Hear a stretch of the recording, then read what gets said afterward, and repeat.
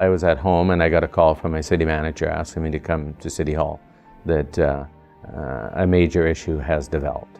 And at that time I arrived to City Hall where I was briefed about the oil spill and that how it had breached the barriers and it was coming towards our city. We received a call from the Water Security Agency that there had been an oil spill in the river upstream of the City of Prince Albert Water Treatment Facility. Like everybody else, I'm hearing through the media we've got no water and the water may be turned off and we've got days, which is looking pretty grim. At that particular time, we only had a couple days of water. We realized that we were going to have to ask our large water users to close down. We would shut the pumps off and there would be no water unless we could guarantee that it was safe, potable water for our citizens. We had to pass a bylaw to give us the power to shut down.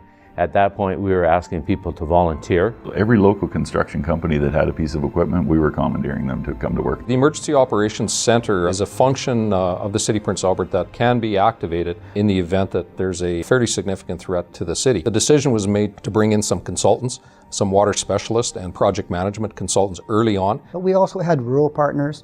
We had the health region working together. We had the provincial government who assisted. We live like a stone's throw away from the water treatment plant.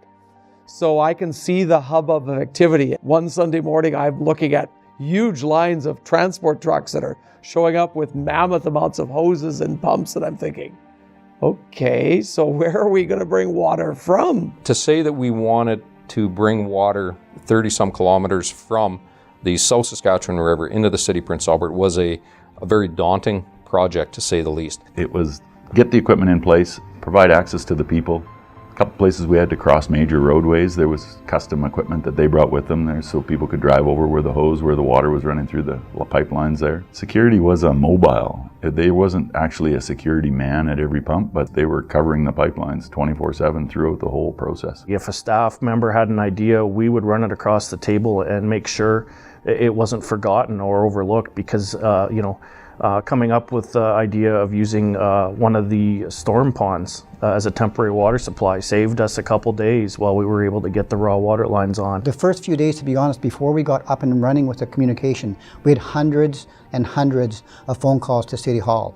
After we got everything on Facebook and the social media, we were on Twitter and some of those, and having the daily press conferences, we saw that drop down to, not single digits, but maybe 10 or 15 a day. We all did our part, and I was quite surprised, in fact, when we looked at the statistics that the city was giving out, to say, wow, we made a dramatic difference in just the early days of reducing water. The mayor and I did have a telephone conversation with the president of Husky, and he made a personal commitment that he would make the city whole and any expenses that we incurred, and we could ensure that they were because of this event, that they would backfill. They actually sent us $5 million.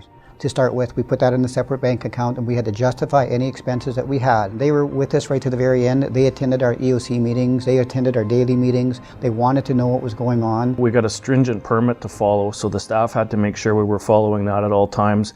Management was in contact with the Water Security Agency all the time so that they were well aware of everything that was going on. And we dammed a river that didn't have a dam a couple of months ago and cleaned it all up and left very, very minimal impact. If you went out there now, you wouldn't be able to tell where everything was.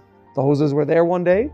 The next day, the lawns were mowed, the garbage was gone, the hoses were gone, and it was just, we returned to normal. We were able to do this, maintain all of our permit limits, and provide a safe, potable water supply at all times to the City of Prince Albert. That teamwork and camaraderie was second to none. We had individuals who were 20 days in a row without days off. We had people who came back from holidays. To lose a source water supply for a long period of time is something that really no water treatment plant is ever really built for. I was very proud of being the mayor of the third largest city and having a water source like the North Saskatchewan.